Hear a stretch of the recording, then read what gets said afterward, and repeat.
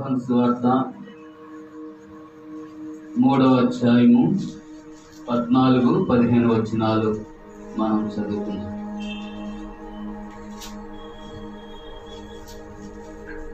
యోహాను సువార్త 3వ అధ్యాయము 14-15 వచనాలు.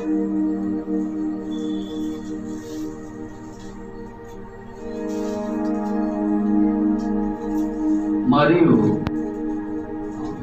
14 వచనం,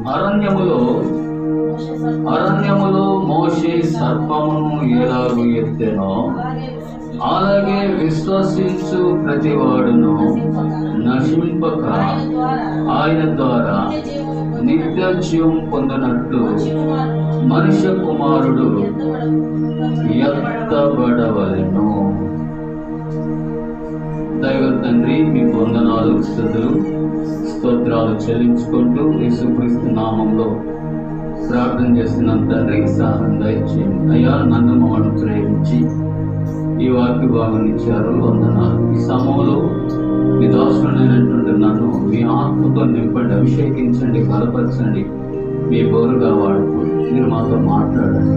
యేసుక్రీస్తు నామంలో ప్రార్థించి స్తుతించి అడిగి వేడుకొనిచున్నాం తండ్రి, ఆమేన్.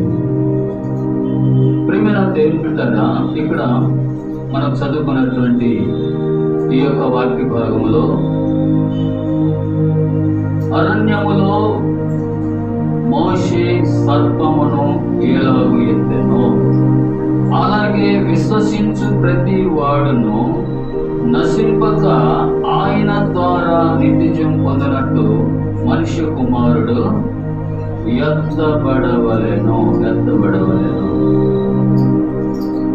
దేవుని యొక్క వాక్యంలో మనం చూచినప్పుడు అరణ్యములో మోషే సర్పమును ఎలాగూ ఎత్తునో అంటే మోషే సర్పమును ఎందుకు ఎత్తాడు? అరణ్యములో మోషే అరణ్యములో సర్పమును ఎందుకు ఎత్తవలసి వచ్చింది అనేటువంటి విషయాన్ని మనం గమనించినట్లయితే, ప్రియమైన దేవులారా, సంఖ్యాకాండం 21వ అధ్యాయం, సంఖ్యాకాండము 21వ అధ్యాయము 4-9 వచనాలు మనం చదివినట్లయితే, అక్కడ మోషే సర్పమును ఎందుకు ఎత్తాడో అరణ్యంలో అనేటువంటి విషయాలు మనకు అర్థమవుతాయి కదా.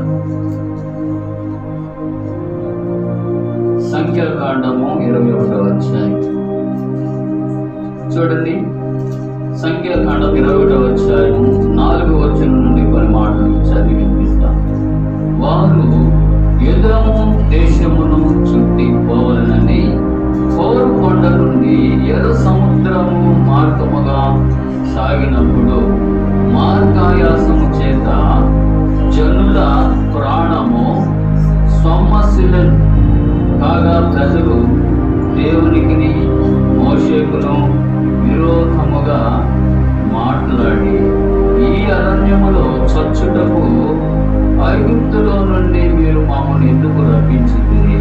ఇక్కడ ఆహారం లేదు, నీళ్లు లేవు, చవిసారములు లేని అన్నము మాకు అసహ్యమైనదని. అందుకు యెహోవా ప్రజలలోని పాపకర్ములైన సర్పములను పంపెను.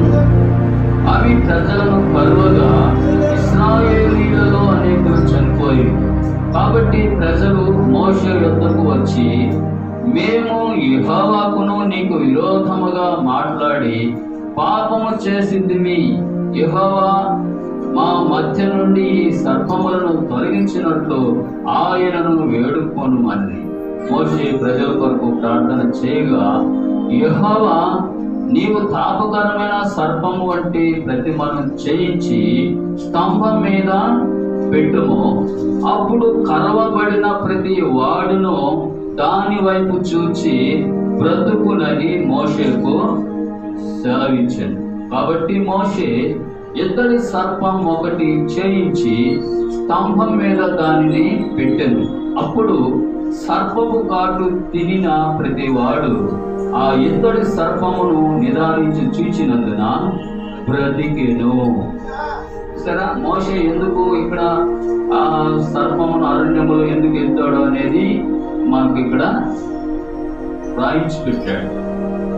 వారు ఏం చేస్తారంటే, ఇశ్రాయేల్ ప్రజలు పాలు తేనెలు ప్రవహించే దేశానికి దేవుడు వారిని నడిపిస్తూ ఉన్నాడు.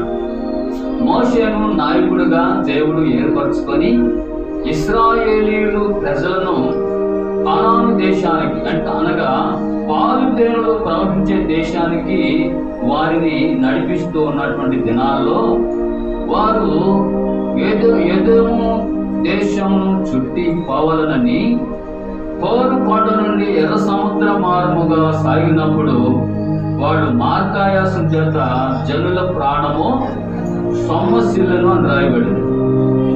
అంటే వాడు ప్రయాణం చేస్తా ఉంటే ఆ ప్రయాణంలో వాళ్ళు అలసిపోయారు, వాళ్ళు సొమ్మశిల్లారు, వాళ్ళకు నీరసం అయిపోయింది. అందుకే వాళ్ళు ఏమంటున్నారంటే, మరి వాడు ప్రాణములు విసిగిపోయిన కారణాన్ని బట్టి వారు దేవునికి మోషేకును విరోధముగా వారు మాట్లాడుతూ లేచారు. చూడండి ఏం మాట్లాడారు వాళ్ళు. 5వ వచనం, కాగా ప్రజలు దేవునికి మోషేకును విరోధముగా మాట్లాడి, ఈ అరణ్యములో చచ్చుటకు ఐగుప్తులో నుండి మీరు మమ్మల్ని ఎందుకు రప్పించితిరి? ఇక్కడ ఆహారము లేదు, నీళ్లు లేవు, చవిసారములు లేని ఈ అన్నము మాకు అసహ్యమైనదనిది. చూసారా, ఇక్కడ వాళ్ళకి ఏమైందంట? అసహ్యం. వాళ్ళు తిన్న భోజనం ఏంటి, వాళ్ళు తిన్న ఆహారం ఏంటో తెలుసా? దేవదూతలు తినేటువంటి ఆహారం, అది మన్నా. సరే, దేవదూతలు తినేటువంటి ఆహారాన్ని దేవుడు వాళ్ళకి పెట్టినప్పుడు వాళ్ళకి అది అసహ్యం అయిపోయిందంట. చూసారా, వాళ్ళు ఎంతసేపటికి ఈ భూ సంబంధమైనటువంటి ఆహారం కొరకే వాళ్ళు ఎదురు చూస్తూ వచ్చారు. వాళ్ళు అన్నారు, ఐగుప్తు దేశంలో మాకు బాగా ఉండింది, అక్కడ మాకు మంచి ఆహారం బాగా దొరికింది, అక్కడ ఈ అరణ్యంలో తీసుకొచ్చి మమ్మల్ని బాధ పెడుతున్నాం, మోషే మమ్మల్ని ఇబ్బంది పెడుతున్నాం, మమ్మల్ని కష్టపెడుతున్నాం, ఆ ఐగుప్తు దేశంలోనే మాకు బాగుంది అన్నట్లుగా వాళ్ళు మోషే మీద దేవుని మీద తిరగబడ్డారు. చూడండి, వాళ్ళు తిన్నటువంటి ఆహారం ఎలాంటిదో, ఎలాంటి ఆహారం తిన్నారు వాళ్ళు చూడండి. కొరింథీయులకు రాసిన మొదటి పత్రిక 10వ అధ్యాయం మొదటి నుంచి మనం కొన్ని మాటలు చదివితే అక్కడ వాళ్ళు తిన్నటువంటి ఆహారము ఎలాంటిది అనేటువంటి విషయాన్ని మనం తెలుసుకోగలుగుతాం. చూడండి, 10వ అధ్యాయం మొదటి కొరింథీయులకు రాసిన పత్రిక 10వ అధ్యాయం మొదటి నుంచి కొన్ని మాటలు చదువుతాం. సహోదరులారా, ఈ సంగతి మీకు తెలియకుండా నాకు ఇష్టం లేదు. అదేమనగా, మన పితరులందరూ మేఘము క్రింద నుండి వారందరూ సముద్రములో నడిచిపోయి, అందరూ మోషేను బట్టి మేఘములోను సముద్రములోను బాప్తిస్మము పొందిరి. అందరూ ఆత్మ సంబంధమైన ఒకే ఆహారము భుజించిరి. అందరూ ఆత్మ సంబంధమైన ఒకే పానీయమును పానం చేసిరి. ఏలయనగా తమను వెంబడించిన ఆత్మ సంబంధమైన బండలోనికి త్రాగిరి. ఆ బండ క్రీస్తే. చూసారా, వారు ఏ ఆహారం తిన్నారంటే వాళ్ళు చూడండి, 3వ వచనంలో అందరూ ఆత్మ సంబంధమైన ఒకే ఆహారమును భుజించిరి. ఆత్మ సంబంధమైన ఆహారం అది. దేవుడు వాళ్ళకి ఎలాంటి ఆహారం పెట్టాడంటే ఆత్మ సంబంధమైన ఆహారము పెట్టాడు వాళ్ళకి. అది ఏమైపోయిందంట, వాళ్ళకి అసహ్యం వేసిందంట. అసహ్యం. అది దేవదూతలు తినేటువంటి ఆహారం. అది ఎవరు తినే ఆహారము? దేవదూతలు తినేటువంటి ఆహారం. ఆ ఆహారం వారికి వ్యక్తమైపోయిందా? మనం గమనించినప్పుడు వారికి ఆహారము వెక్కసమైపోయిందంట. వెక్కసమైపోయింది. దేవుని మీద తిరగబడుతున్నారు, మోషే మీద తిరగబడ్డారు. చూసారా, వారు ఎంతసేపటికి వాడు రుచికరమైనటువంటి ఆహారాన్ని వాడు కోరుతూ ఉంటున్నారు. దేవుని వాక్యంలో ఒక మాట రాస్తుంది, సామెతల గ్రంథము 23వ అధ్యాయం మొదటి 3 వచనాలు మనం చదివినట్లయితే అక్కడ ఒక మాట రాస్తుంది. ఏం రాసింది తెలుసా అండి? చూడండి, మరి సామెతల గ్రంథము 23వ అధ్యాయం సామెతల గ్రంథం 23వ అధ్యాయం. నీవు ఏరికతో భోజనం చేకూర్చుండిన ఎడల నీవెవరి సమక్షముననున్నావో వారుగా యోచించుము. నీవు తిండి బోధువైన ఎడల నీ గొంతుకు కత్తి పెట్టుకొనము. అతని రుచిగల పదార్థములను ఆశింపకము, అవి మోసపుచ్చు. చాలండి. వీడికి ఏం కావాలా? రుచికరమైన ఆహారం కావాలి. అవి ఎలాంటి వంట? అవి మోసపుచ్చు ఆహారములు. ఏదైతే రుచిగా అనిపిస్తుందో మరి ఆ రుచికరమైనటువంటి ఆహారము అది మోసపుచ్చు ఆహారం. మోసపుచ్చు ఆహారం. కాబట్టి మోసపుచ్చు ఆహారాన్ని వాళ్ళు కోరుకుంటున్నారు, కానీ ఆత్మ సంబంధమైనటువంటి ఆహారం వాళ్ళకి ఏమైందంట? అసహ్యం అయిపోయిందంట. అసహ్యం. దేవదూతలు భుజించేటువంటి ఆహారము వారికి వ్యర్థమైనట్లుగా మనం చూస్తున్నాం, వారికి అసహ్యమైనట్లుగా మనం చూస్తున్నాం. ఇక్కడ మనం గమనించినప్పుడు ప్రియమైన దేవుని బిడ్డలారా, వాళ్ళు మోషే మీద సణుక్కున్నారు, మోషే మీద తిరగబడ్డారు. మోషే దేవుని సేవకుడు. ఆయన ఎటువంటి తెలుసు? దేవుడు మోషేని గురించి చెప్తాడు, ఆయన నా ఇల్లంతట్లో నమ్మకమైన వాడు. మోషే వంటి సాత్వికుడు ఈ భూ ప్రపంచంలోనే లేడు అని చెప్పారు. సాత్వికుడు అంటే ఒకరు జోలికి పోయేవాడు కాదు, ఒకరు మాటకు పోయేవాడు కాదు, ఒకరిని తిట్టేవాడు కాదు, ఒకరిని కొట్టేవాడు కాదు. దేవుని బిడ్డలు ఎలా ఉంటారంటే సాత్వికులుగా ఉంటారు. దేవుని బిడ్డ ఎలా ఉండాలమ్మా? సాత్వికులుగా ఉంటారు. యేసు ప్రభు చెప్పాడు కదా, మత్తయి సువార్త 11వ అధ్యాయము 28వ వచనం చూడండి. ప్రయాసపడి భారం మోసుకొంచున్న సమస్త జనులారా నా యొద్దకు రండి, నేను మీకు విశ్రాంతి కలుగజేస్తాను. నేను సాత్వికుడను దీన మనస్సు గలవాడును గనుక మీ మీద నా కాడి ఎత్తుకొని నా యొద్ద నేర్చుకోండి, అప్పుడు మీ ప్రాణములకు విశ్రాంతి కలుగును. ఏమంటున్నాడు యేసుక్రీస్తు ప్రభువు? ఏమంటున్నాడు? నేను సాత్వికుడును. నేను సాత్వికుడును. దేవుడు సాత్వికుడు, యేసుక్రీస్తు ప్రభు వారు సాత్వికుడు. అదే రీతిగా ఆయన కూడా ఒకరు మాటకు పోయేవాడు కాదు, ఒకరు జోలికి పోయేవాడు కాదు. యేసు ప్రభు ఎవరి జోలికన్నా పోయినట్లుగా మనం చూసామా బైబిల్లో? ఎవరినైనా తిట్టినట్లు, ఎవరినైనా కొట్టినట్లు, ఎవరి మీదకైనా జగడానికి వెళ్ళినట్లు చూసామా? వెళ్ళలేదు. కాబట్టి ఆయన బిడ్డలు కూడా అలాంటి వారే ఉండాలి. అందుకే మోషే దేవుని బిడ్డ కాబట్టి ఆయన కూడా సాత్వికుడిగా ఉన్నాడు. ఎవరిని కొట్టేవాడు కాదు, ఎవరిని తిట్టేవాడు కాదు, ఒకరి మీద జగడాలు వేసుకునేవాడు కాదు. అలాంటి సాత్వికుడు అని దేవుడే ఆయన గురించి సాక్షి చెప్తున్నాడు. మోషే సాత్వికుడు అంటే నెమ్మదస్తుడు. ఒకరు జోలికి పోయేవాడు కాదు, ఒకరు మాటకు పోయేవాడు కాదు, ఒక ప్రస్తావనకు పోయేవాడు కాదు. ఆయన ప్రార్థనా జీవితం ఏమిటో, ఆయనతో ఉండే దేవునితో ఉండే సమాధానం ఏంటో, సహవాసం ఏమిటో దేవుని వాక్యాలు మనం చూసినప్పుడు మనకు చాలా బాగా అర్థమవుతుంది. అలాంటి మోషే మీద తిరగబడ్డారంట ప్రజలు. మోషే మీద తిరగబడ్డారు. రాళ్ళు తీసుకొని కొట్టేదానికి కూడా లేచారు. ఇక కొట్టి చంపేస్తారు మోషేని. ఆ ఐగుప్తు దేశంలోనే బాగుంది, ఈ అరణ్యంలోకి తీసుకొచ్చి ఈ ఈ సవిసారములైనటువంటి ఆహారం మీరు మాకు పెట్టి మమ్మల్ని బాధపెడుతున్నారు, మేము వెళ్ళిపోతాం, తిరిగి వెనక్కి వెళ్ళిపోతాం ఐగుప్తు దేశంలోకి.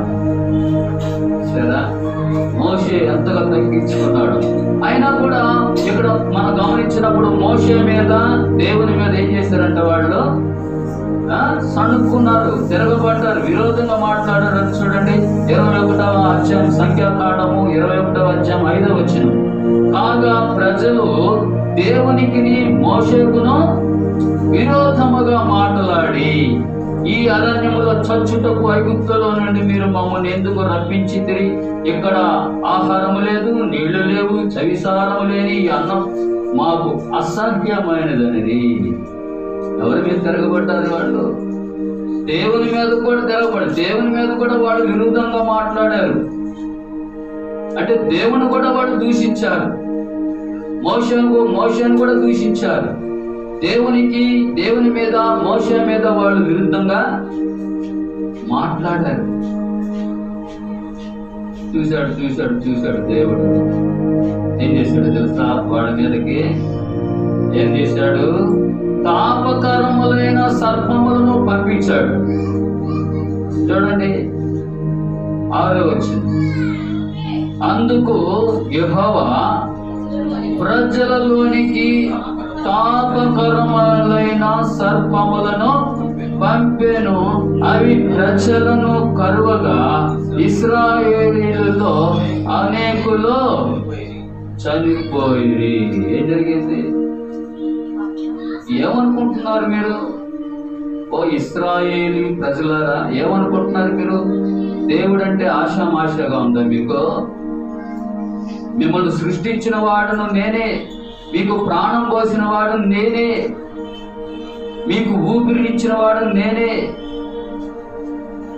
మీకు ఆయుష్కాలను పొడిగిస్తూ ఉన్నటువంటి వాడు నేనే, మీకు మంచి ఆహారం పెట్టి మరి పాలు తేనెలు ప్రవహించే దేశానికి అనగా కనాను దేశానికి మిమ్మల్ని తీసుకొని రావాలి.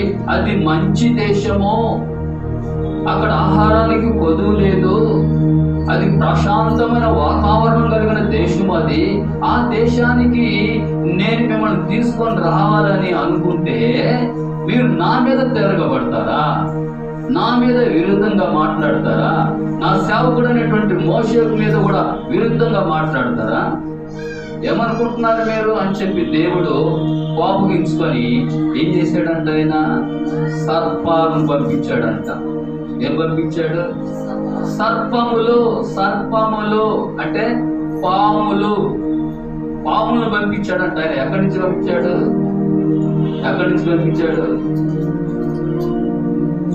దేవుడు ఆయన అనుకుంటే ఏదైనా చేయగలుగుతాడు.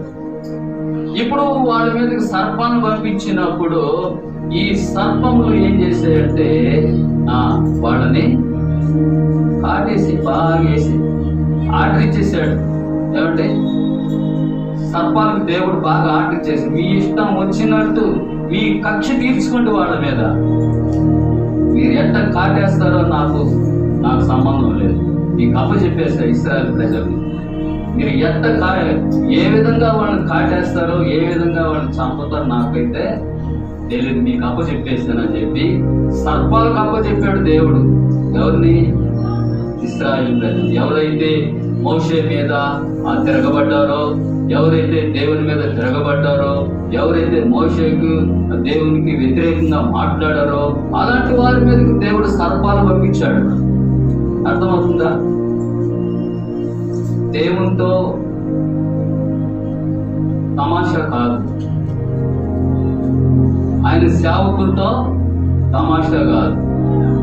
ఆయన సేవకులను అన్నా కూడా ఆయన ఓర్పుండడు.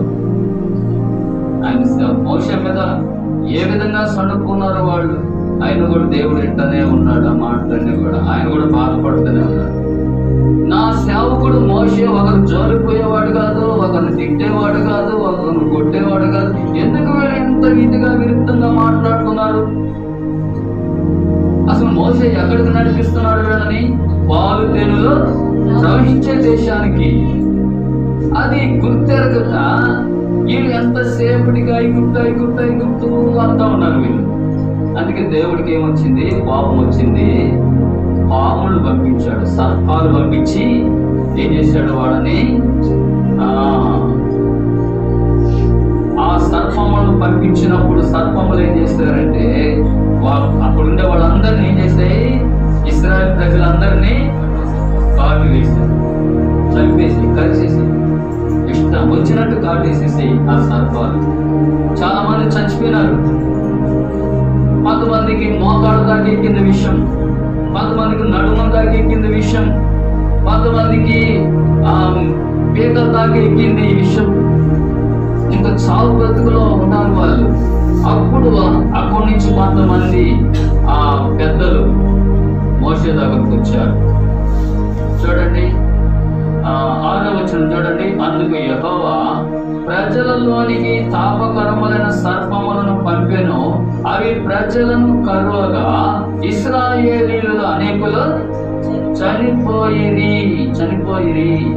కాబట్టి ప్రజలు మోషే యొద్దకు వచ్చి, మేము యెహోవాకును నీకును విరోధముగా మాటలాడి పాపము చేసితిమి.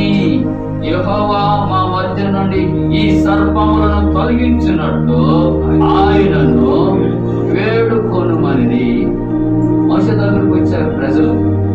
ఇశ్రాయేలు ప్రజలు వచ్చాయా, మోషే దయతో మమ్మల్ని క్షమించయ్యా, దేవునికి విరోధంగా నీకు కూడా విరోధంగా మేము మాట్లాడాము, కాబట్టి మమ్మల్ని క్షమించయ్యా, మమ్మల్ని క్షమించయ్యా. ప్రార్థన చేయయ్యా, నువ్వు మా కొరకు ప్రార్థన చేయి. నువ్వు ప్రార్థన చేస్తే దేవుడు వింటాడు, ఆ సర్పాన్ని లేకుండా దేవుడు చేస్తాడు. కాబట్టి మీరు ప్రార్థన చేయండి అయ్యా అని చెప్పి బుద్ధితో వచ్చారు. అర్థమైందా? మాట్లాడుతున్నారు. అయ్యా మోషే, నువ్వు ప్రార్థన చేసి దేవుడు వింటాడయ్యా, నీ ప్రార్థన దేవుడు విని ఆ పాపులని మమ్మల్ని కరవనివ్వకుండా చేస్తాడయ్యా, నువ్వు ప్రార్థన చేయ అని మోషేను బతిమలాడుకుంటా వచ్చారు వాళ్ళు. చూడండి, అక్కడ మనం గమనించినప్పుడు 8వ వచనములో మోషే ప్రజల కొరకు ప్రార్థన చేయగా, యెహోవా నీవు తాపకరమైన సర్పము వంటి ప్రతిమను చేయించి స్తంభం మీద పెట్టుము, అప్పుడు కరువబడిన ప్రతి వాడును దాని వైపు చూచి బ్రతుకునని మోషేకు సెలవిచ్చెను. కాబట్టి మోషే ఇత్తడి సర్పం ఒకటి చేయించి స్తంభం మీద దానిని పెట్టెను. అప్పుడు సర్పము కాటు తినిన ప్రతి వాడు ఆ ఇత్తడి సర్పమును నిదానించి చూచినందున బ్రతికెను. సరే, ఏం జరిగింది?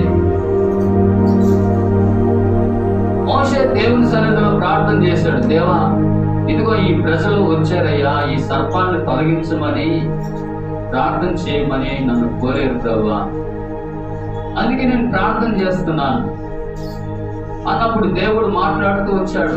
మోషే, నీ ప్రార్థన నేను విన్నాను కనుక నీవు చేయాల్సిన పని ఏంటంటే ఒక ఇత్తడి సర్పాన్ని చేసి ఒక ఎత్తైన స్థలములో నిలబెట్టు. ఎవరైతే ఆ ఇత్తడి సర్పాన్ని చూస్తారో వాళ్ళల్లో ఉండేటువంటి విషము పోతుంది, వాడు బ్రతుకుతారు అని చెప్పినప్పుడు మోషే ఒక ఇత్తడి సర్పాన్ని చేసి ఆ అరణ్యంలో ఒక ఎత్తైన స్థలం మీద ఆయన పెట్టాడు. ఎప్పుడైతే ఇత్తడి సర్పాన్ని అక్కడ పెట్టాడో అక్కడ ఉండేటువంటి ప్రజలందరూ కూడా ఆ ఇత్తడి సర్పం వైపు వాళ్ళు చూచారు. ఎవరైతే ఇత్తడి సర్పం వైపు చూచారో వాళ్ళలో ఉండేటువంటి విషయం అంతా దిగిపోతా ఉంది అన్నమాట. వాళ్ళలో ఉండే విషయము దిగిపోతా ఉంది. అనేక మంది అక్కడ బ్రతికారు అనేటువంటి ఆ విషయాన్ని మనం చూస్తున్నాం. చూడండి 9వ వచనం.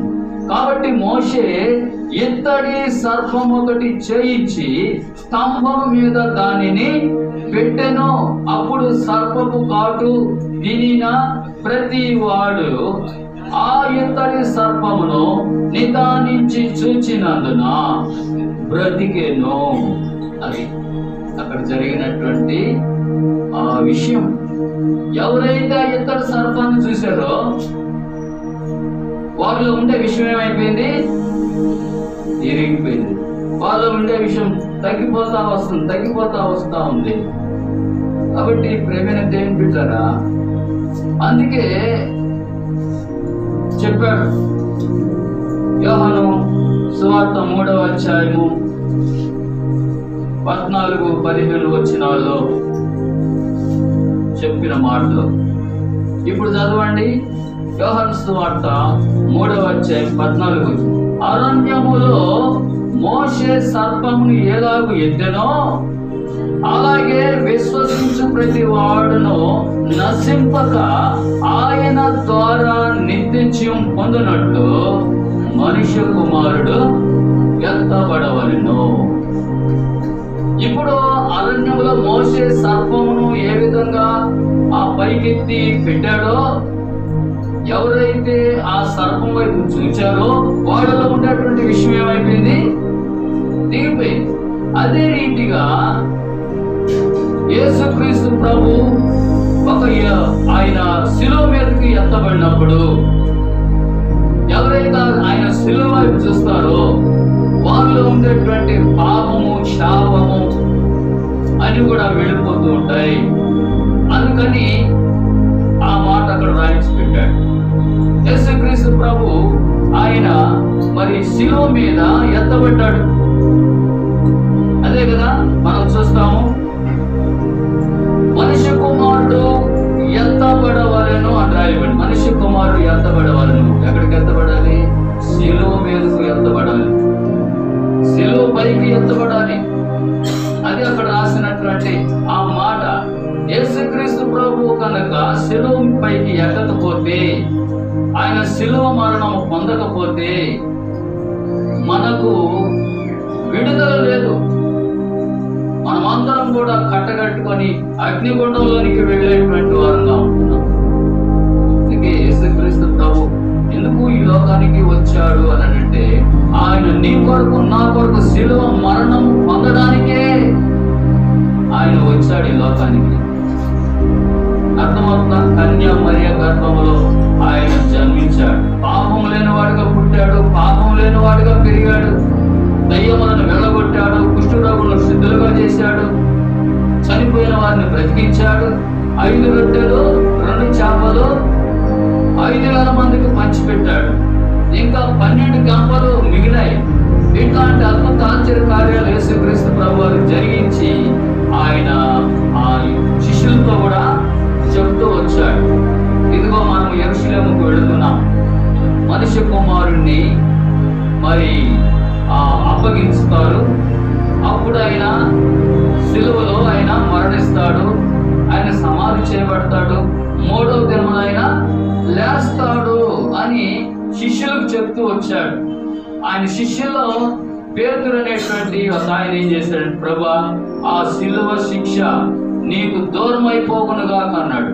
అప్పుడు వెంటనే ప్రభు గద్దించాడు, సాతానా నీవు వెనుకకు పొమ్ము, నీవు మనుషుల సంగతులే ఆలోచించున్నావు అని ఆయన గద్దించడం అక్కడ మనం చూడగలుగుతూ వస్తున్నాం. కాబట్టి ప్రియమైన దేవుని బిడ్డలారా, ఇక్కడ మనం గమనించినప్పుడు అరణ్యములో వారు మరి రాలిపోయినట్లుగా మనం చూస్తాం. ఎప్పుడైతే ఆ యొక్క సర్పం వైపు చూచారో వారందరూ కూడా అక్కడ బ్రతికినట్లుగా మనం చూడగలుగుతూ వస్తాం. దేవుని వాక్యంలో ఈ కొరింథీయులకు రాసిన పత్రికలో మనము చూచినప్పుడు 1 కొరింథీ 10వ అధ్యాయము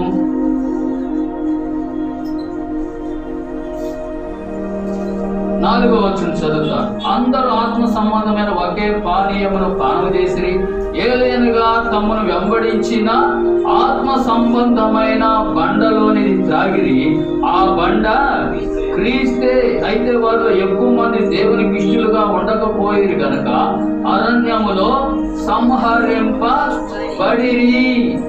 చూసారా, అక్కడ మనం చూస్తే అయితే వారిలో ఎక్కువ మంది దేవునికి ఇష్టలుగా ఉండకపోయారు కనుక అరణ్యములో సంహరింపబడింది.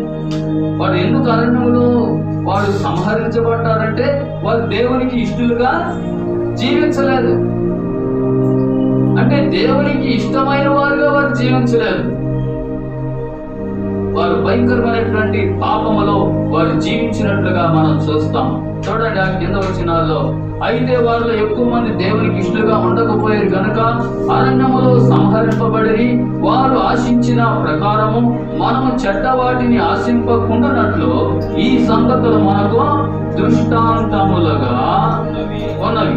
జనులు తినుటకు త్రాగుటకు కూర్చుండి ఆడుటకు లేచిరి. చూసారా, జనులు తినుటకు త్రాగుటకు కూర్చుండి ఆడుటకు లేచిరి. తిన్నారంట, తాగారంట, ఆటలు ఆడుతూ ఉన్నారంట, డ్యాన్సులు. మగవాళ్ళు ఆడవాళ్ళందరూ కలబడి ఆ డ్యాన్స్ చేస్తా ఉన్నారు అరణ్యంలో. ప్రియమైన దేవుని బిడ్డలారా, చూడండి, జనులు తిరుటకు త్రాగుటకు కూర్చుండి ఆటకు లేచి అని రాయబడినట్లు వారిలో కొందరు వలె మీరు విగ్రహారాధకుల ఎడబడి మరియు వారి వలె మనము వ్యభిచరింపక యుద్ధము. వారిలో కొందరు వ్యభిచరించినందున ఒక్క దినమునే 23,000 మంది కూలిరి. ఒక్క దినాన 23,000 మంది కూలిరి. ఒక్క రోజు ఒక్కసారి అంతమంది 23,000 మంది కూలిపోయారు, అంటే చచ్చిపోయారు. ఎందుకని? చూడండి, మనము ప్రభువును శోధింపక యుద్ధము.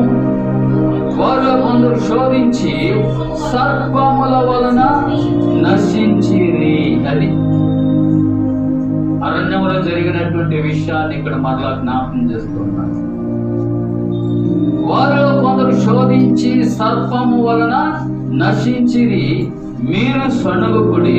వారిలో కొందరు సణిగి సంహారకుని చేత నశించిరి. ఈ సంగతులు దృష్టాంతములుగా వారికి సంభవించి యుగాంతమందున మనకు బుద్ధి కలుగుటకై రాయబడను. ఎందుకు రాశాడు ఇవి? మనకు బుద్ధి కలిగేదానికి రాసి పెట్టాడు. వాళ్ళు ఆ విధంగా మరి దేవునికి ఇష్టలుగా జీవించకుండా మోషే మీద దేవుని మీద తిరగబడ్డారు. వారు భూ సంబంధం అనేటువంటి వాటి మీద మనసు పెట్టుకొని ఎంతసేపటికి ఆ ఐగుప్తు దేశంలోనే బాగుంది, మాకు అక్కడికి వెళ్ళిపోతామని చెప్పి వాళ్ళు ఏ విధంగా తిరగబడ్డారు. అందుకే వారు ఆ సర్పముల చేత వాళ్ళు కాటి వేసి చంపబడ్డారు. కాబట్టి అందుకే మీ కొరకు ఇవి రాస్తున్నాయి, మన కొరకు ఇవి రాస్తున్నాయి. మనకు బుద్ధి కలుగునట్లుగా వాళ్ళు ఆశించినట్లుగా, వారు తిరగబడినట్లుగా, వారు దేవునికి మోషేకు విరోధంగా మాట్లాడినట్లుగా మీరు మాట్లాడబాకండి. మీరు తిరుగుబాటు చేయబాకండి. మీరు దేవుని మార్గాలు నడుచుకోండి. ప్రియులారా, ఇవన్నీ కూడా మనకు దృష్టాంతములుగా మనకు బుద్ధి కలగటకై రాయబడును అని రాస్తుంది. కాబట్టి ప్రేమైన దేవుని బిడ్డలారా, 12వ వచనం అంటాడు, తాను నిలుచుచున్నానని తలంచుకున్నవాడు పడకుండునట్లు జాగ్రత్తగా చూచుకొనవలెను. సాధారణంగా మనుషులకు కలుగు శోధన తప్ప మరి ఏది మీకు సంభవింపలేదు. దేవుడు నమ్మదగిన వాడు. మీరు సహింపగలిగినంత కంటే ఎక్కువగా ఆయన మిమ్మను శోధింపబడనీయుడు. అంతేకాదు, సహింపగలుగుటకు ఆయన శోధనతో కూడా తప్పించుకున్న మార్గము కలుగజేయును. కాబట్టి నా ప్రియులారా, విగ్రహారాధనకు దూరముగా పారిపోండి. బుద్ధిమంతులతో మాట్లాడినట్లు మీతో మాట్లాడుచున్నాను. కనుక ఇక్కడ మనం గమనించినప్పుడు మరి అరణ్యములో జరిగినటువంటి విషయాలన్నింటిని కూడా ఇక్కడ మనకు తెలియజేస్తూ వస్తున్నాడు. కాబట్టి ప్రేమైన దేవునిలారా, మనం ఎలా ఉండాలి అని అంటే దేవునికి లోబడాలి, దేవుని మార్గాల్లో మనము నడుచుకోవాలి. కాబట్టి ప్రభు వారు చెప్పినటువంటి మాట, ప్రయాసపడి భారం మోసుకొంచున్న సమస్త జనులారా నా యొద్దకు రండి, నేను మీకు విశ్రాంతి కలిగి చేస్తాను. నేను సాత్వికుడను, దీన మనసు గలవాడును గనుక మీ మీద నా కాడి ఎత్తుకొని నా యొద్ద నేర్చుకోండి, అప్పుడు మీ ప్రాణములకు విశ్రాంతి. కాబట్టి నేర్చుకోవాలి. ఎవరి దగ్గర నేర్చుకోవాలి?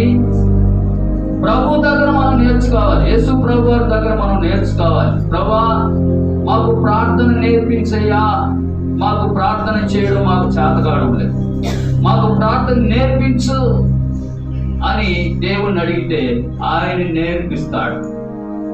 బైబిల్ ఎలా చదవాలో, ఎలా అర్థం చేసుకోవాలో ప్రభా మాకు నేర్పించాలంటే ఆయన నేర్పిస్తాడు. ఈ లోకంలో పరిశుద్ధంగా ఎలాగ జీవించాలో మాకు నేర్పించు ప్రభు అంటే ఆయన నేర్పిస్తాడు ఎలా పరిశుద్ధంగా జీవించాలో. ప్రియమైన దేవుని బిడ్డలారా, దేవుని యొక్క వాక్యములో మనం గమనించినప్పుడు మనము ఆయన దగ్గర నేర్చుకోవాల్సినవి చాలా ఉన్నాయి. యేసు ప్రభు వారు శిష్యుల పాదాలు కడిగినప్పుడు పేతురు అన్నాడు, ప్రభువా నువ్వు నా పాదాలు కడుగుతావంటే, నేను కడకపోతే నీకు పాలు లేదంటే, అప్పుడు ప్రభు అరికాలు మొదలు చేసుకొని నడినెత్తి వరకు నీవు నన్ను కడుగము అని అంటాడు. కాబట్టి ప్రియమైన దేవుని బిడ్డలారా, యేసుక్రీస్తు ప్రభు పేతురు పాదములు కడిగినప్పుడు మరి ఆయన ఎంతగా తగ్గించుకున్నాడో అనేటువంటి విషయాన్ని మనం గమనిస్తున్నాం. కాబట్టి అంత గొప్ప దేవుడే, అంత సృష్టికర్తనటువంటి దేవుడే అంతగా తగ్గించుకున్నప్పుడు మనం ఇంకెంత తగ్గించుకోవాలి? చూడండి, దేవుని వాక్యములో మనం గమనించినప్పుడు మరి ఫిలిప్పీలకు రాసిన ఆ పత్రికలో ప్రభు ఆయన ఎంతగా తగ్గించుకున్నాడు అనేటువంటిది మనం చూస్తూ ఉంటున్నాం.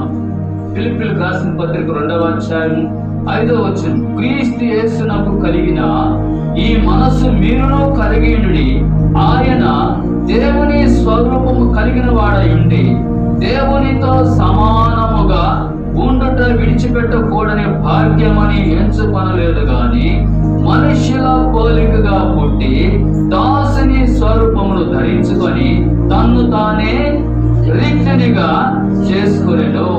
మరియు ఆయన ఆకారమందు మనుష్యుడుగా కనబడి మరణము పొందినంతగా, అనగా శిలువ మరణము పొందినంతగా విధేయత చూపిన వాడై తను తాను తగ్గించుకొనెను. అందుచేతను పరలోకమందున వారిలో గాని, భూమి మీద ఉన్న వారిలో గాని, భూమి క్రింద ఉన్న వారిలో గాని ప్రతి వాని మోకాలును యేసు నామమున వంగునట్లును, ప్రతి వాని నాలుకయు తండ్రి అయిన దేవుని మహిమార్థమై యేసుక్రీస్తు ప్రభువుని ఒప్పుకున్నట్లు దేవుడైన అధికముగా హెచ్చించి ప్రతి నామమునకు పైనామమును ఆయనకు అనుగ్రహించెను. కాబట్టి ప్రియులారా, యేసుక్రీస్తు ప్రభువారు ఆయన ఎంతగా తగ్గించుకున్నాడో అనేటువంటి విషయాన్ని ఇక్కడ మనము గమనిస్తూ వస్తున్నాం. కాబట్టి మనం కూడా ఆ రీతిగా మనము తగ్గింపు జీవితం కలిగినటువంటి వారుగా, మరి యేసుక్రీస్తుకు కలిగినటువంటి మనస్సు మనం కూడా కలిగి మనం కూడా ఆ రీతిగా జీవించాలని దేవుడు మరి వాక్యాలను మనకు ఆయన తెలియజేస్తూ వస్తూ కనుక ప్రియమైన దేవుని బిడ్డలారా, దేవుని యొక్క వాక్యములో మనం గమనించినప్పుడు మనము దేవుని ప్రేమిస్తే ఆయన ఆజ్ఞలు గైకొంటాం, ఆయన వాక్యాన్ని గైకొంటాం. ఆ రీతిగా వాక్యాన్ని అనుసరించి మనము నడుచుకుంటాం, దేవుణ్ణి మనము ప్రేమిస్తాం. ఎప్పుడైతే మనం దేవుణ్ణి ప్రేమిస్తామో మనకు దేవుడు అన్ని సమకూర్చి ఇస్తాడంట. చూడండి, రోమీయులకు రాసిన పత్రిక 8వ అధ్యాయం 28వ వచనం, దేవుడు తను ప్రేమించు వారి, చదవండి ఒకసారి, దేవుని ప్రేమించు వారిని అనగా ఆయన సంకల్పము చొప్పున పిలువబడిన వారికి మేలు కలుగుటకై సమస్తమును సమకూడి జరుగుతున్నవని ఎరుగుదుము. చూసారా, ఎవరైతే దేవుని ప్రేమిస్తారో వారికి అందరికీ ఏం జరుగుతుంది? సమస్తము సమకూడి మేలుకై జరుగుతున్నది. కాబట్టి దేవుని ప్రేమించే వారికి సమస్తం సమకూడి జరుగుతున్నాయి. కనుక దేవుడు మనల్ని పిలిచిన ఉద్దేశం ఏంటంటే మనము ఆశీర్వాదానికి వారసులుగా ఉండడానికి దేవుడు మనల్ని ఆయన పిలిచాడు. చూడండి, 1 పేతురు 3వ అధ్యాయం 1 పేతురు 3వ అధ్యాయం 9వ వచనం. ఆశీర్వాదానికి వారసులగుటకు మీరు పిలువబడితిరి.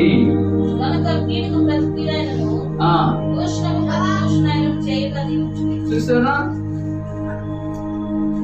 కీడుకు ప్రతి కీడు చేయకూడదు, దూషణకు ప్రతి దూషణ మాట్లాడకూడదు.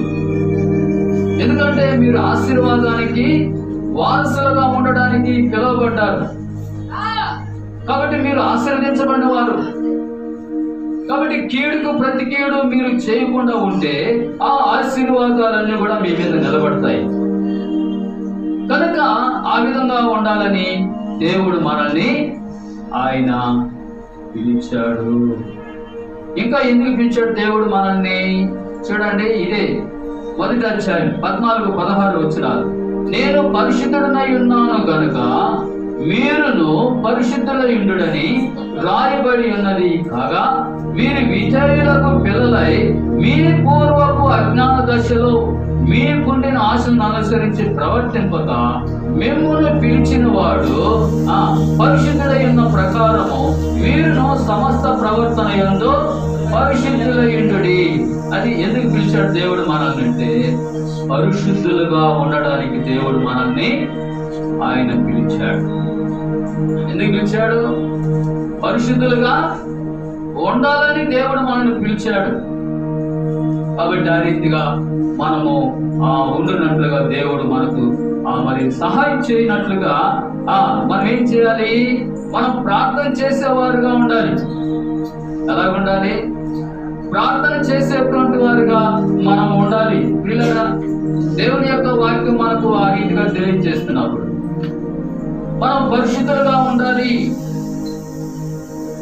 మనం పవిత్రులుగా ఉండాలి.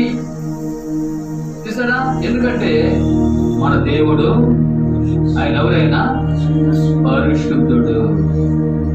మన దేవుడు పరిశుద్ధుడు. ఆయనలో ఎలాంటి కల్మషం లేదు, ఎలాంటి పాపం లేదు. యేసు ప్రభు వారు ఒక మాట చెప్పాడు, నాలో పాపం ఉన్నదని మీలో ఎవరైనా రుజువు చేయగలరా అని అన్నాడు. ఎవరు రుజువు చేస్తారు? ఎవరు రుజువు చేయగలరు? నీలో పాపం ఉంది ప్రభు అని ఎవరైనా చెప్పగలరా? ఎవరు చెప్పలేరు. ఎందుకంటే ఆయన దేవుడు, ఆయన పరిశుద్ధుడు. దేవుడు దహించు అగ్ని, దేవుడు దహించు అగ్ని అని హెబ్రీ పత్రికలో మనం చూడగలుగుతూ వస్తున్నాం. చూడండి, హెబ్రీలకు రాసిన పత్రిక 12వ అధ్యాయం 29వ వచనం. నిశ్చలమైన రాజ్యమును పొంది దైవ కృప కలిగిన యందు ఆ కృప కలిగి వినయ భయభక్తులతో దేవునికి ప్రీతికరమైన సేవ చేయడము. ఏదైనగా మన దేవుడు దహించు అగ్ని అయి ఉన్నాడు. మన దేవుడు దహించు అగ్ని అయి ఉన్నాడు. ఏమండి, ఎవరు మన దేవుడు?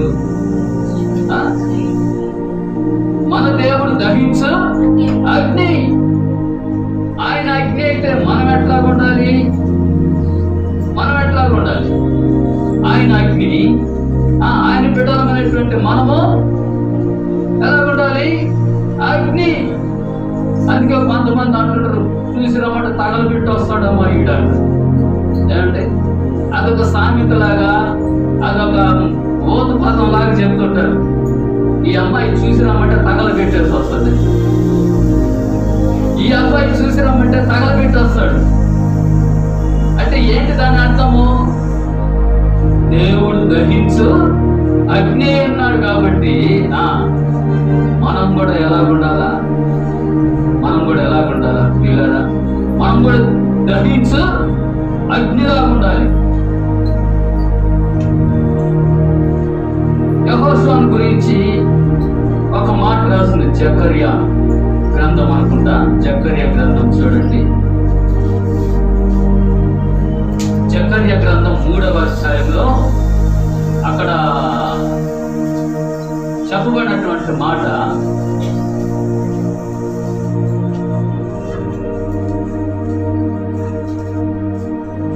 జకర్యా గ్రంథం 3వ అధ్యాయం దయచేసి తీయండి.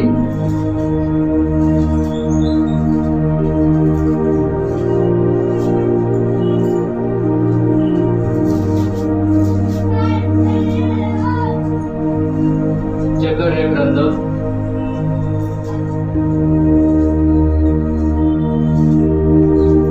3వ అధ్యాయం. మరియు యెహోవా దూత ఎదుట ప్రధాన యాజకుడైన యెహోషువ నిలవబడి ఉండగా సాతాను ఫిర్యాది అయి అతని కుడి పార్శ్వమున నిలబడితయు అతడు నాకు కనపరిచెను. సాతాను యెహోవా నిన్ను గద్దించును, యెరూషలేమును కోరుకొను, యెహోవా నిన్ను గద్దించును, ఇతడు అగ్నిలో నుండి తీసిన కొరివి వలె ఉన్నాడు కదా అని యెహోవా దూత సాతానుతో అనేను. ఎలాగున్నాడట యెహోషువ? ఎలాగున్నాడట? అగ్నిలో నుండి తీసిన కొరివి. అగ్నిలో నుండి తీసిన కొరివి ఎలా ఉంటది? ఎర్రగా ఉంటది. ఇంకెట్టుంటది? పట్టుకుంటే కాలిపోతుంది. అందుకే అక్కడ చెప్తున్నటువంటి మాటలు మనం గమనించినప్పుడు దూత సముఖములో నిలబడి ఉండగా దూత దగ్గర నిలిచిన వారిని పిలిచి ఇతని మైల బట్టను తీసివేయడని ఆజ్ఞాపించి, నేను నీ దోషమును పరిహరించి ప్రశస్తమైన వస్త్రములతో నిన్ను అలంకరించుచున్నానని సెలవిచ్చెను. అతని తల మీద తెల్లని పాగా పెట్టించుడని నేను మనవి చేయగా వారు అతని తల మీద తెల్లని పాగా పెట్టి వస్త్రములతో అతనిని అలంకరించిరి. యెహోవా దూత దగ్గర నిలిచిండెను. అప్పుడు యెహోవా దూత యెహోషువకు ఇలాగ ఆజ్ఞయించెను, సైన్యములకు అధిపతికి యెహోవా సెలవిచ్చినదేమనగా, నా మార్గములలో నడుచుచు నేను నీకు అప్పగించిన దానిని భద్రముగా గైకొని ఎడల నీవు నా మందిరం మీద అధికారులై నా ఆవరణములను కాపాడుదువు. మరియు ఇక్కడ నిలవబడి వారికి కలిగినట్టు నా సన్నిధిని నిలుచు భాగ్యమో నీకిత్తును. చూసారండి, నా సన్నిధిని నిలిచే భాగ్యము నీకు ఇస్తాను అని చెప్తూ వస్తున్నాడు ఇక్కడ దేవుడు. నా సన్నిధిలో నిలిచే భాగ్యం నీకు ఇస్తా. ఏంటి ఆయన సన్నిధిలో నిలిచే భాగ్యము? ఏముంది ఆయన సన్నిధిలో? కీర్తన 16 అధ్యాయం 11 వచనం చూడండి. ఆయన సన్నిధిలో ఏముందంట? ఆయన సన్నిధిలో ఏముంది? చూడండి, చదవండి. జీవ మార్గము నీవు నాకు తెలియజేసేదవు, నీ సన్నిధిని సంపూర్ణ సంతోషము కలదు, నీ కుడి చేతిలో నిత్యము సుఖములు కలవు. చూడండి, ఏముంది ఆయన సన్నిధిలో? ఏముందండి ఆయన సన్నిధిలో? ఏముంది? సంతోషం. ఆయన కుడి చేతిలో నిత్యము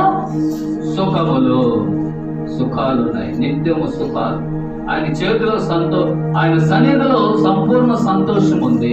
ఆయన కుడి చేతిలో నిత్యము సుఖములు ఉన్నవి, సుఖాలు. కాబట్టి వాటిని తీసుకునే దానికి అనేక మందికి చేత కావడం లేదు. చూసారా? కాబట్టి ఆయన సన్నిధిలో నిలిచే భాగ్యాన్ని ఇచ్చాడు. ఆయన సన్నిధిలో ఉండే సంతోషాన్ని, ఆయన సన్నిధిలో ఆయన కుడి చేతిలో ఉండేటువంటి సుఖాలన్నీ కూడా దేవుడు మనకు అనుగ్రహిస్తూ ఉన్నాడు. కాబట్టి అందుకే ఏం చెప్పాడు? ఇదిగో ఇతడు మన్నుచు ఉన్నటువంటి కొరివి లాంటి వాడు.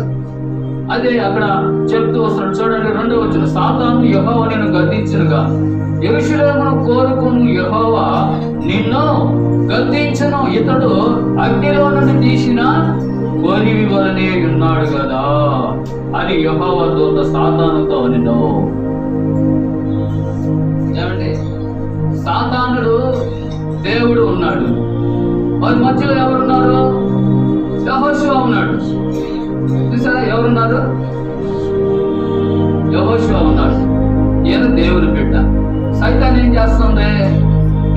యెహోషువ మీద నేర స్థాపన చేస్తుంది.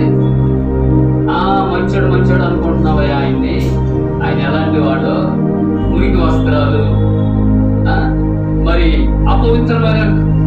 అపవిత్రమైనటువంటి విధానంలో ఆయన ఉన్నాడు అని ఆ సాతానుడు ఫిర్యాదు చేస్తా ఉన్నాడు. అప్పుడు దేవుడు ఏమంటాడు తెలుసా? నా బిడ్డ అలాంటి వాడు కాదు, చూడు నేను ఏం చేస్తానని చెప్పేసి ఏం చేశాడు ఆయన? ఆ మురికి వస్త్రాలు, ఆ మైల బట్టలన్నీ తీసివేయడానికి ఆజ్ఞాపించాడు. చూడండి 4వ వచనంలో, దూత దగ్గర నిలిచిన వారిని పిలిచి ఇతని మైల బట్టలు తీసివేయడని ఆజ్ఞాపించి నేను నీ దోషమును పరిహరించి ప్రశస్తమైన వస్త్రములతో నిన్ను అలంకరించుచున్నానని సెలవిచ్చాను. సైతాన్ ఏం చేస్తుంది? అదిగో మురికి వస్త్రాలు, మలిన వస్త్రాలతో ఉంటాడే ఆయన అని చెప్తా అంటే దేవుడు ఏం చేశాడు?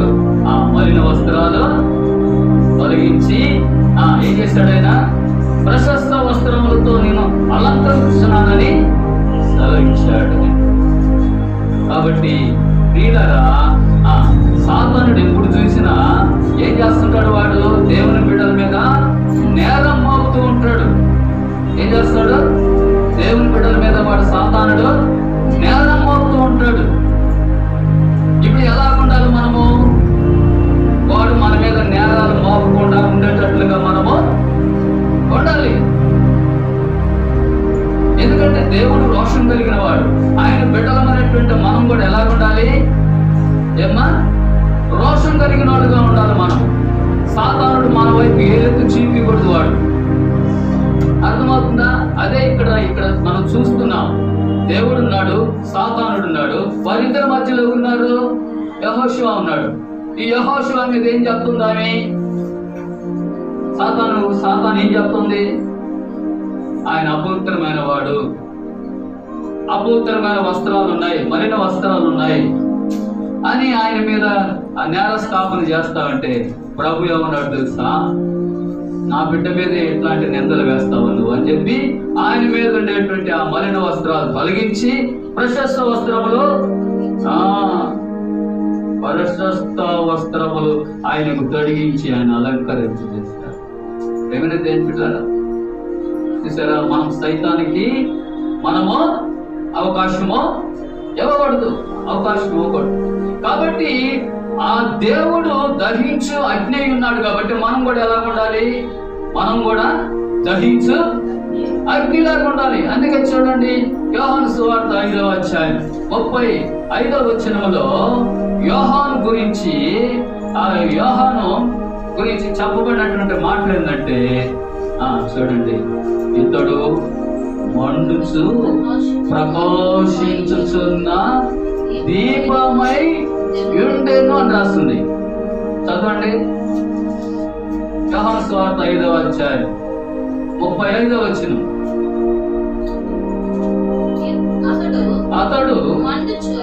అతడు మండుచు ప్రకాశించుచున్న దీపమై ఉండెను. చూసారా, అతడు మండుచు ప్రకాశించుచున్న దీపమై ఉండెను. కాబట్టి ఎలా ఉండాలి మనము? దేవుని కొరకు రోషం కలిగి ఉండాలి. మనము మండుచు ఉండాలి. కొంతమందికి పాపం రాకూడదు. నాకు మండిందంటేనా నేనేం చేస్తానో నాకే తెలియదు. నాకు పాపం తెప్పి బతరాను రే. డబ్బులు ఎన్నిసార్లు నీకు డబ్బులు ఇచ్చేది? ఇందాక ఇచ్చాను కదా 100 రూపాయలు, మళ్ళా ఇప్పుడు 50 ఇవ్వమని అడుగుతావా నువ్వు? నాకు మండిందంటే నేను మంచిదాన్ని కాదురా అంటమాట. ఆ మండడం కాదు ఇది. ఇది దేవుని కొరకు మండడం. దేవుని కొరకు మండడం అంటే నీవు దేవునితో సహవాసం చేసే కొలది, దేవుని సన్నిధిలో ప్రార్థించే కొలది నీవు మండుతావు, నువ్వు ప్రకాశిస్తావు, నీ ముఖము ప్రకాశిస్తుంది, నీ ముఖం కలగా కనిపిస్తుంది. పిల్లరా, దేవుని సన్నిధిలో ఎవరైతే ప్రార్థన చేసే వాళ్ళుగా ఉంటారో అలాంటి వారు మండుతూ ఉంటారు.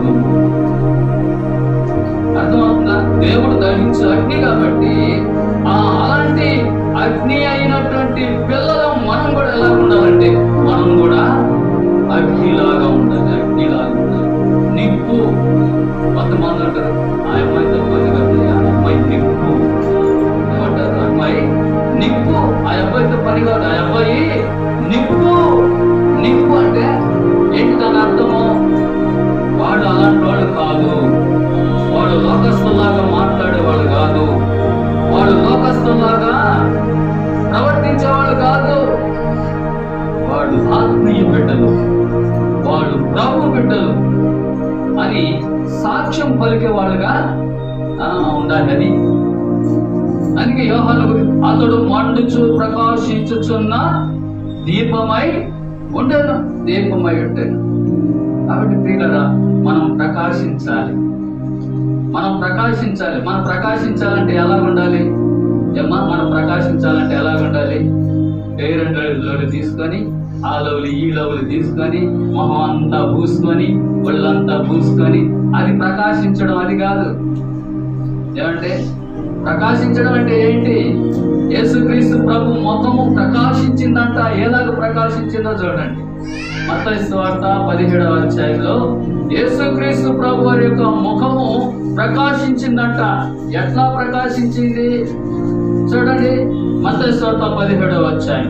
6 దినములైన తర్వాత యేసు పేతురును, యాకోబును, అతని సహోదరుడైన యోహానును వెంట పెట్టుకొని ఎత్తేయపు కొండ మీదకి ఏకాంతముగా పోయి వారి ఎదుట రూపాంతరము పొందెను.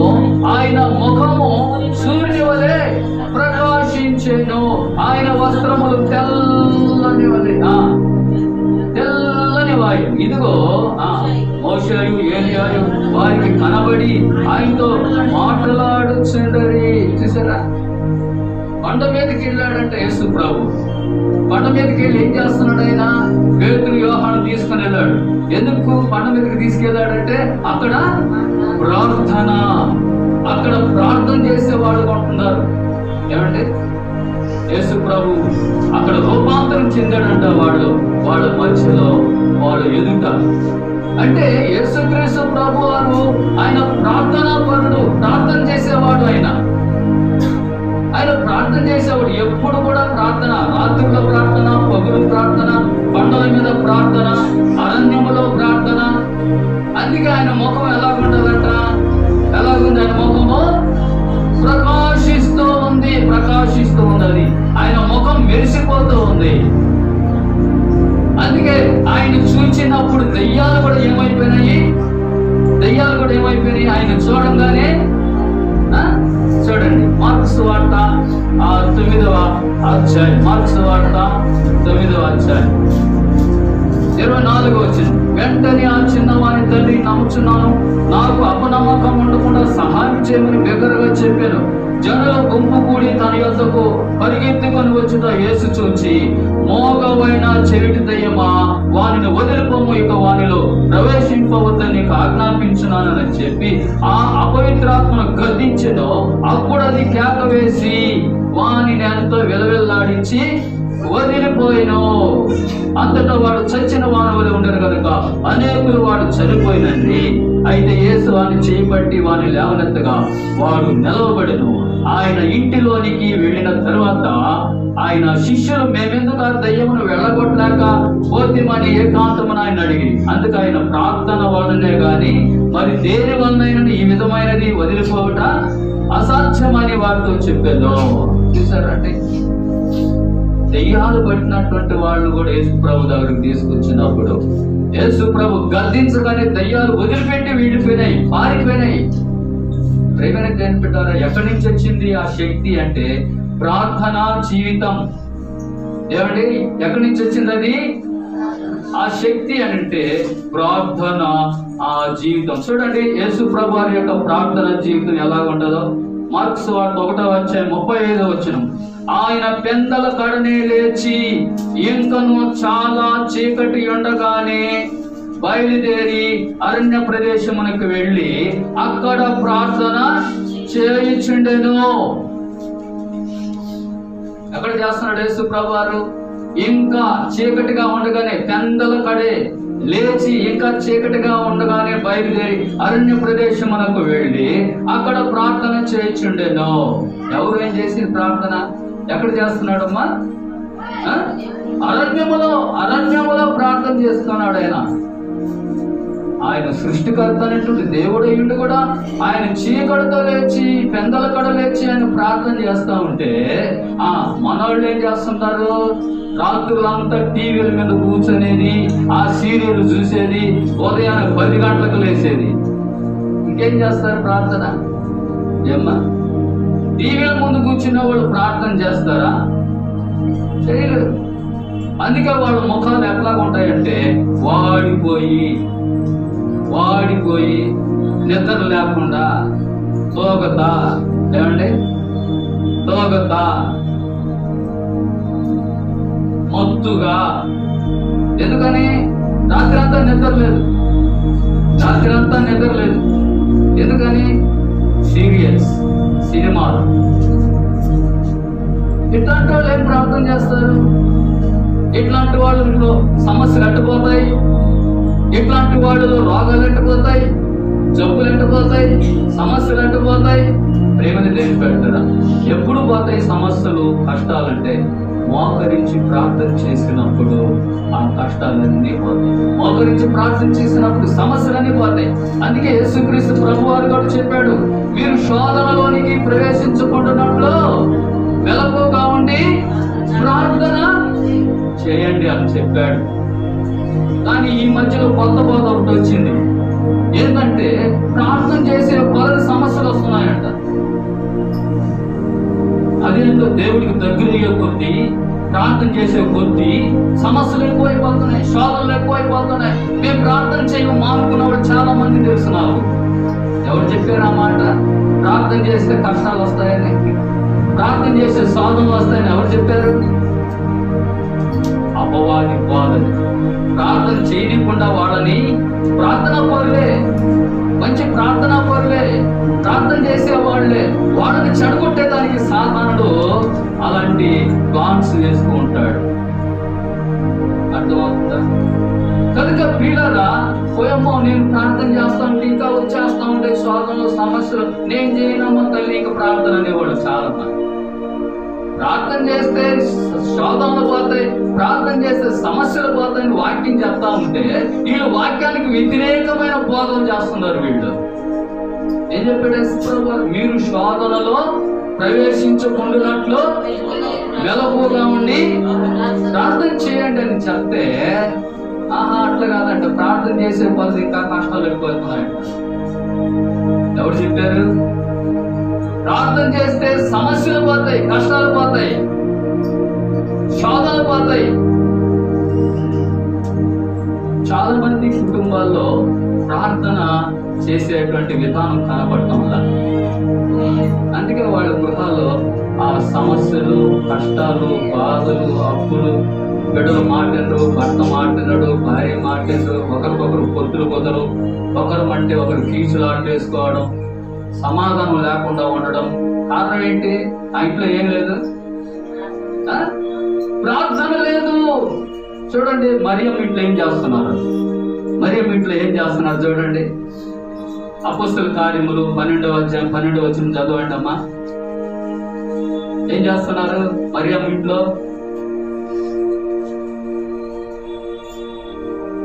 అపోస్తల కార్యములు 12:12